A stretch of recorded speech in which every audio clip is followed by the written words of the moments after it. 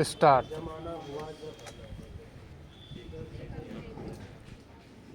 महोदय, यद्यपि योजना के अंतिम रूप पर यह औपचारिक बहस अब हो रही है, हमने योजना के प्रारूप के बारे में काफ़ी ब्यौरेवार विचार किया था। एक माननीय सदस्य ने कहा है कि योजना से ऐसा नहीं लगता कि कामों को निपटाने में तत्परता जरूरी है। मैं समझती हूँ कि योजना के प्रारूप और उसके अंतिम रूप में यही अंतर है। अंतिम रूप में हमने तात्कालिकता पर जोर दिया है, जिसका प्रमाण यह है कि उसमें आज की प्रमुख समस्याओं की पहचान की गई है, जैसे बेरोजगारी या क्षेत्रीय असंतुलन अथवा अन्य ऐसी ही बातें।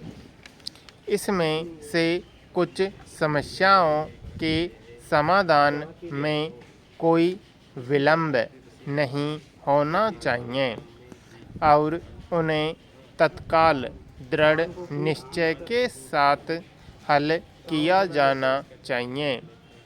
लेकिन कुछ परिस्थितियां ऐसी होती हैं जिनमें हमें काम करना होता है। कुछ मान्य तरीके हुआ करते हैं। इनमें से एक है लोकतंत्री प्रक्रिया। बहुत से लोग चाहते हैं कि हम कई काम एक साथ करें और इनमें से कुछ के बारे में हम सहमत भी हैं कि वे सही काम हैं। लेकिन हम लोकतंत्री प्रक्रिया के प्रति वचनबद्ध हैं। हम जनता की राय से काम करने के लिए प्रतिबद्ध हैं। हमें अधिकाधिक जनता और पार्टियों को अपने साथ लेकर आगे बढ़ना है। मैं समझती हूँ कि अगर इससे हमारी गति कुछ धीमी भी रहती है तो भी हमारी प्रक्रिया को बल मिलता है और हम जो भी काम हाथ में लेते हैं उसे बल मिलता है। दूसरा तरीका मिश्रित अर्थव्यवस्था का है, जिससे शायद कुछ लोग सहमत नहीं हैं, लेकिन जिसे हमने अपने लिए निर्धारित किया है। ऐसी अर्थव्यवस्था की अनेक त्रुटियां भी होती हैं, लेकिन हमारे देश में आज जो परिस्थिति है उसमें हमारी सरकार हमारे पूर्ववर्तियों और आज के सहयोगियों ने यह अनुभव किया कि हमें इस तरीके को अपना कर चलना चाहिए।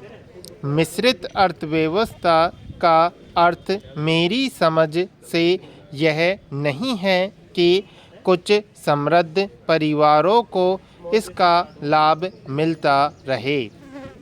कृषि या लघु उद्योग जैसे अनेक क्षेत्र कमज़ोर वर्गों के लाभ के लिए निजी क्षेत्र में रखे गए हैं और हमारी मिश्रित अर्थव्यवस्था के अंतर्गत अपने लिए लोगों को अनेक कार्यक्रम अपने हाथ में लेने के अलावा उनमें अपने लिए काम करना चाहिए। मुझे मालूम है कि स्वाधीनता के तुरंत बाद जो स्थिति उत्पन्न हुई थी उसका कुछ परिवारों, ग्रुपों, व्यावसायिक घरानों ने निजी स्वार्थ के लिए लाभ उठाया।